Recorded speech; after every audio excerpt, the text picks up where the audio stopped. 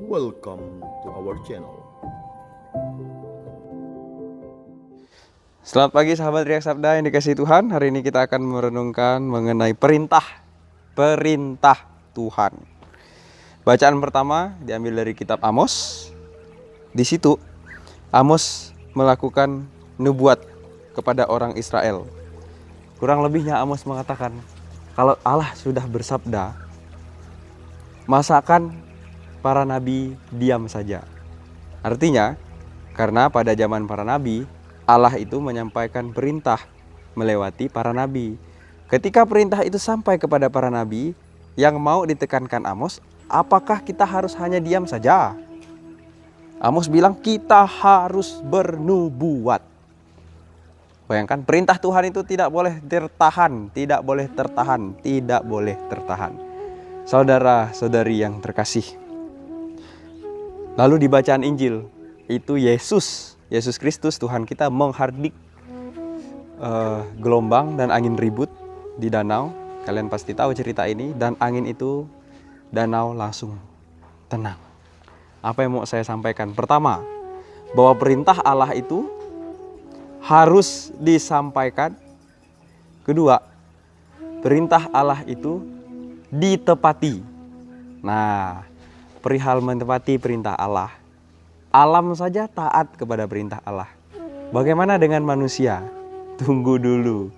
Manusia yang punya kebebasan akal budi akan berkata kepada saya tadi, tunggu dulu.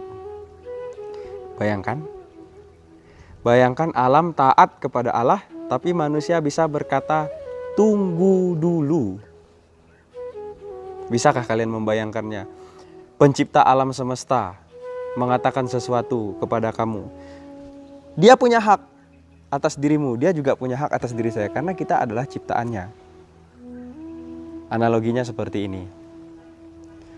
Ketika kamu SD, dari kecil sampai SD, nah, kamu pasti akan sangat banyak mendengarkan perkataan orang tua. Kenapa? Karena semua pembelajaran hidup yang kamu perlukan itu ada pada orang tuamu ketika kita masih SD. Tetapi kita sudah SMA misalnya, usia kita sudah mulai berlanjak dewasa, kita mulai sedikit tahu sendiri memutuskan apa yang baik, ini tidak baik. Nah, Agustinus mengatakan seseorang yang dewasa dalam iman, dia tidak lagi membutuhkan teladan orang tua. Tidak lagi membutuhkan pembelajaran dari orang tua untuk hidupnya sendiri, tetapi dia akan mendapatkan yang baik dan yang buruk itu melalui kedekatannya dengan Allah. Sekarang gini, kembali lagi kepada orang yang mengatakan, kalau Allah memerintahkan, jawaban manusia apa? Tunggu dulu.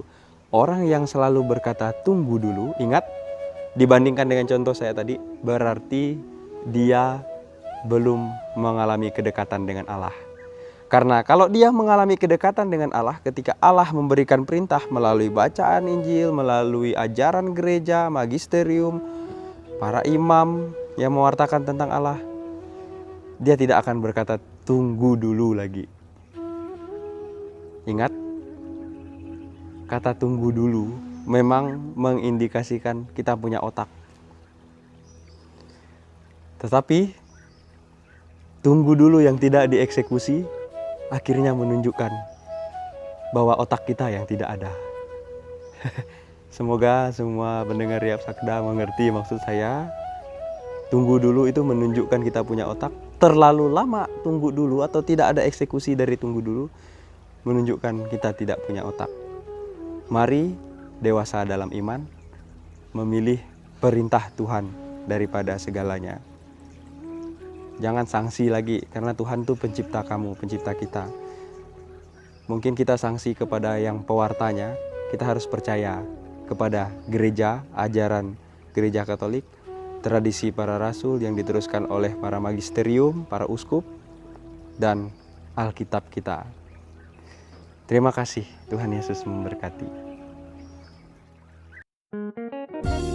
Jika kamu suka video ini, like dan share kepada teman-teman seiman.